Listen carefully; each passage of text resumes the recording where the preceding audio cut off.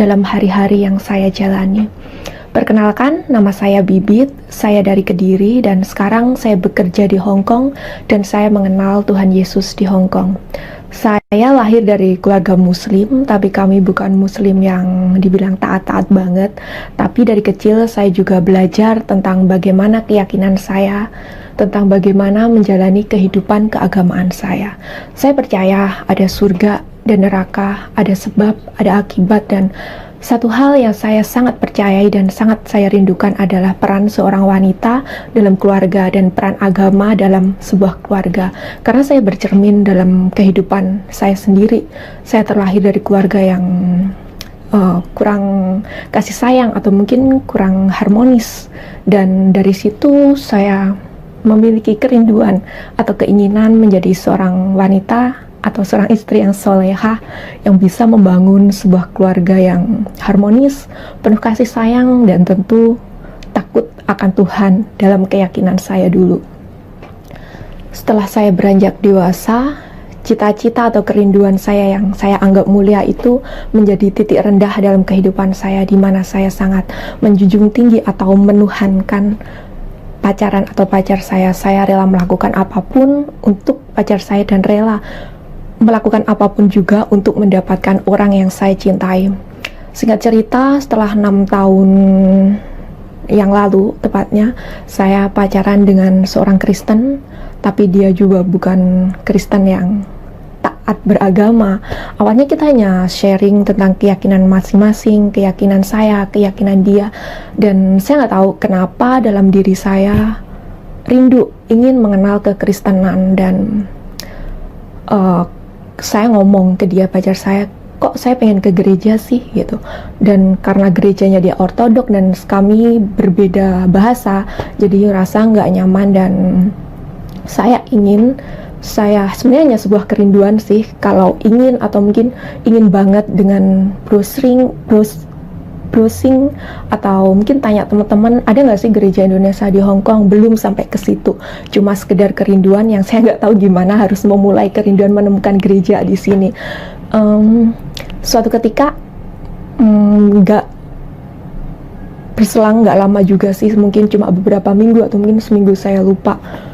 Suatu ketika setelah libur hari Minggu, karena hari Minggu banyak banget teman-teman di Indonesia, teman-teman dari Indonesia, dan saya duduk di MTR di kereta, dan waktu itu duduk di sebelah saya mbak-mbak dari Indonesia gitu. Saya nggak tahu kenapa, saya nggak kenal dia, saya nggak tahu kenapa, saya tuh kepo banget waktu dia buka tas dia, dan saya lihat ada Alkitab di tas dia. Saya tahu Alkitab karena sebelumnya waktu saya kecil saya pernah dikasih Alkitab sama teman saya, tapi waktu itu saya belum merasa tergerak, belum ada panggilan atau belum ada kerinduan menjadi seorang Kristen atau mengenal Kristen. Saya kasih Alkitab saya ke teman saya yang Kristen. Dan setelah saya kenalan sama dia, saya tanya-tanya, dan akhirnya minggu berikutnya kita janjian dan dia bawa saya ke gerejanya dia. Kesan pertama masuk gereja, tentu aneh ya, kita yang muslim masuk gereja dengan penyembahan yang berbeda dengan kita, dengan keyakinan lama. Dan tapi saya cukup terharu pertama kali masuk gereja dengan keramah tamahan teman-teman di gereja. Singkat cerita, tidak butuh waktu lama buat saya memutuskan ingin dibaptis. Kenapa saya ingin dibaptis walaupun sebenarnya saya belum mengenal Tuhan Yesus secara pribadi? Pertama mungkin karena pacar saya adalah Kristen, dan kedua kesan saya dari kecil itu kekristenan tuh indah gitu loh, baik, penuh kasih. Dan ketiga, menurut saya cara ibadahnya itu simpel, dan Alkitab, kitab suci yang dipelajari itu memakai bahasa Indonesia dan mudah dipahami, mudah dimengerti apa itu dalamnya, berbeda dengan keyakinan saya yang dulu. Dan karena saya belum mengenal Tuhan Yesus Kristus, makanya kehidupan saya setelah dan sebelum dibaptis tidak ada perubahan. Walaupun setiap minggu saya bergereja, hidup saya tetap berantakan, tetap galau. Saya nggak tahu apa yang membuat saya galau, walaupun semuanya itu baik-baik saja, keluarga baik-baik saja, saya punya kerjaan juga baik, juga punya pacar saat itu. Tapi saya nggak tahu kenapa ya, di dalam hati saya, di dalam kehidupan saya tuh masih ada sesuatu yang kosong, sesuatu yang hampa, dan saya mungkin untuk pelarian atau mungkin penghiburan buat diri saya sendiri mungkin ya, karena dan saya juga membahagiakan atau mungkin melakukan apapun yang menurut saya itu bisa menyenangkan saya, walaupun saya tahu itu hanya sesaat saja. Dan setelah berjalan 4 tahun, Tuhan itu baik, Tuhan itu lemah lembut, seperti seorang ibu yang menyapih anaknya. Itu kesan pertama saya saat Tuhan mulai menjamah saya. Tuhan berlahan-lahan mulai memisahkan jarak dan waktu antara saya dan pacar saya, dimana saya harus pulang ke Indonesia saat itu tanpa rencana begitu saja. Dan setelah kita long distance, kami sempat putus saat itu, tapi karena saya belum siap, saya memaksakan diri. Saya tahu itu bukan kehendak Tuhan, tahu banget saat itu, tapi saya memaksakan diri untuk agar kami tetap berpacaran.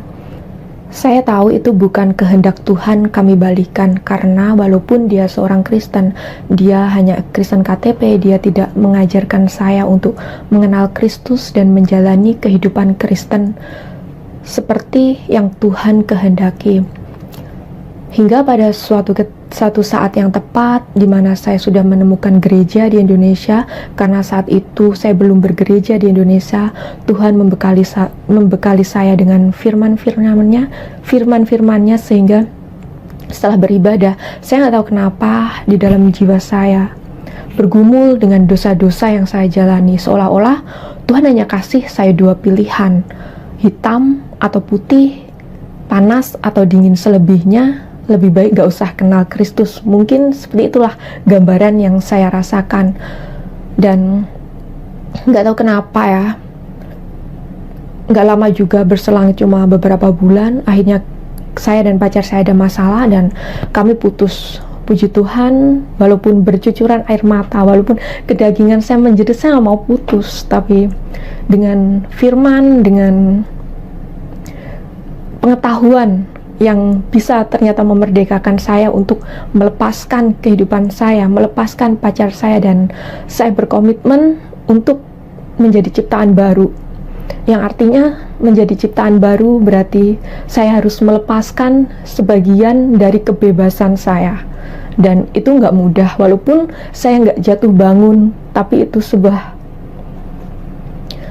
sebuah perjalanan yang bercucuran air mata.